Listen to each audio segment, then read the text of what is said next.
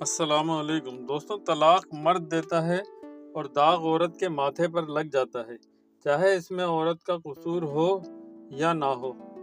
اسی طرح خلا عورت لیتی ہے، لیکن طرح طرح کے الزامات مرد پہ دھر دیتی ہے، چاہے مرد قصور وار ہو یا نہ ہو۔ غرض یہ کہ طلاق یا خلا کی صورت میں فریقین کو نقصان پہنچتا ہے، پورا خاندان برباد ہو جاتا ہے، دشمنیاں پروان چڑھتی ہیں، نسلیں بگڑ جاتی ہیں اور معصوم بچے در در کی ٹھوکریں کھاتے ہیں۔ اس لیے میاں بیوی کو چاہیے کہ وہ ایک دوسرے کے مزاج کی رعایت رکھیں، اختلاف یا جھگڑے کی صورت میں عاجزی اور جھک جانے کی روش اختیار کریں۔